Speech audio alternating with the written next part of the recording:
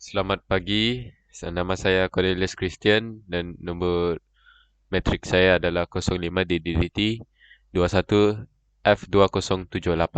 Hari ini saya akan membentangkan mengenai penanaman cili. Saya juga akan membentangkan cara penanaman cili dan penjagaan cili dari rosak, cara pembajaan organik cili, cara racun organik cili, cara memperbanyakkan hasil cili, cara memasang pancang cili supaya tidak patah batang, dan juga cara memetik cili dengan betul. Pada zaman ini, permintaan yang tinggi untuk pengeluaran cili segar pada setiap hari menyebabkan kita terfikir bagaimanakah proses penanaman dan pengendalian tanaman cili. Oleh itu, kita akan membentangkan topik tersebut dengan lebih lanjut. Yang pertama ialah cara penanaman cili dan penjagaan cili dari rosak. Step yang pertama ialah sediakan buah cili yang matang ataupun yang masak untuk dijadikan penih. Keluarkan biji penih daripada kulit cili dan pisahkan ke dalam dua bekas. Yang ketiga, isikan air ke dalam bekas dan pisahkan biji cili yang terapung. Keempat ialah keringkan biji cili menggunakan penapis. Kelima, biji cili yang telah disaringkan haruslah diletakkan ke atas sehelai kertas kosong dan jemurkan di bawah cahaya matahari. Proses penjemuran perlu dilakukan agar biji cili lebih matang. Yang akhir sekali ialah ratakan biji cili di atas permukaan kertas dan biarkan sehingga kering. Kemudian, tanam benih dalam bekas kecil. Anda boleh membeli dulang benih untuk anak benih anda, atau anda boleh menggunakan pasu penanaman individu untuk setiap benih.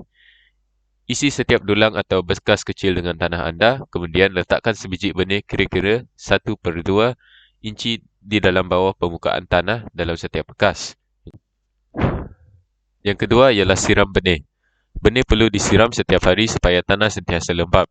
Berikan benih jumlah air yang paling banyak selepas penanaman pertama dan kemudian teruskan menambah kira-kira 1 sudu teh air setiap hari selepas itu. Yang akhir sekali ialah letakkannya di lokasi yang panas dan cahaya matahari. Jika anda pernah menanam benih sebelum ini, anda mungkin mempunyai lampu haba di tangan ataupun lampu haba sesuai untuk membantu benih anda berkembang dengan cepat. Jika tidak, letakkan benih anda di lokasi yang mendapatkan banyak cahaya matahari seperti tingkap yang menghadap ke selatan. Hanya berhati-hati bahawa benih tidak terlalu panas atau terlalu sejuk kerana kedua-duanya akan menghasilkan sedikit atau tiada pertumbuhan. Kemudian ialah penjagaan cili dari rosak.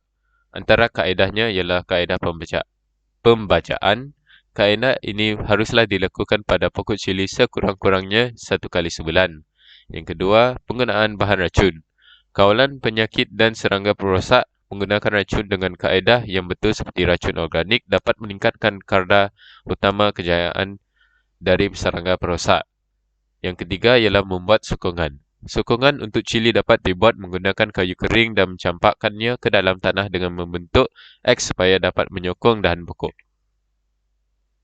Yang kedua ialah cara pembajaan organik cili. Antaranya ialah serbuk kopi dan kulit telur.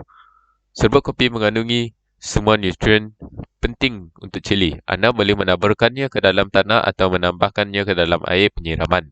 Sebagai faedah ini, ia menjauhkan daripada semut dan siput.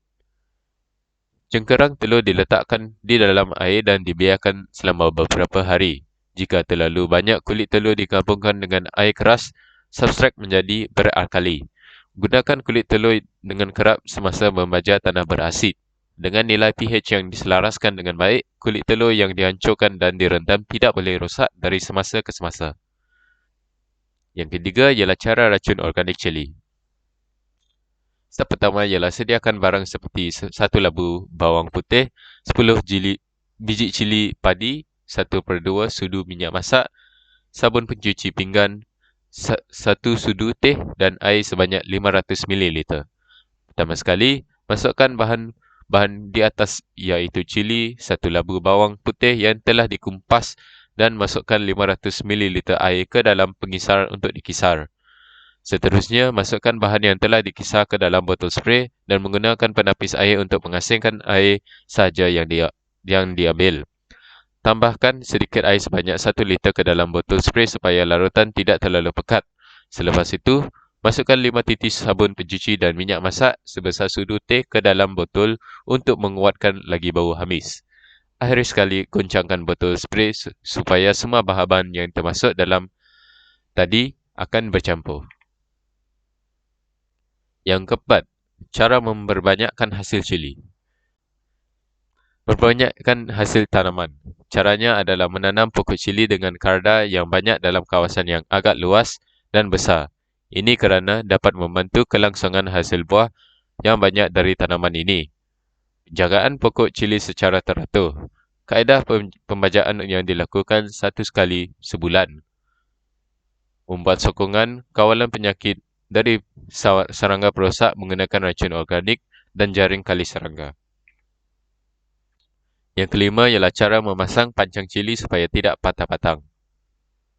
Yang pertama ialah sediakan peralatan seperti bulu kecil dan tali pendek yang sudah dipotong.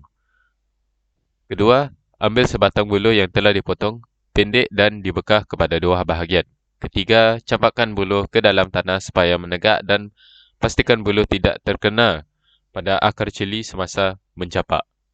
Keempat, dekatkan batang pokok cili pada bulu tersebut dan ikatkan dengan tali. Dan yang kelima, ikatan haruslah tidak terlalu ketat dan kedudukan tali tersebut sebolah-bolehnya di bawah cabang Y. Yang keenam ialah cara memetik cili dengan betul. Teknik mudah untuk memetik cili adalah dengan menggunakan jari, pegang pangkal tangkal cili kemudian lipat ke bawah. Teknik yang lain pula adalah dengan memotong hujung tangkai cili dengan gunting ataupun pisau tajam. Akhir kata, sekarang kita tahu lebih banyak perkara mengenai tanaman dan cara pengenalian pokok cili. Apabila pokok cili tersebut berjaya tumbuh mengikut slide ini, maka kita tidak perlu lagi membeli cili dari pasar. Sekian dari saya, terima kasih.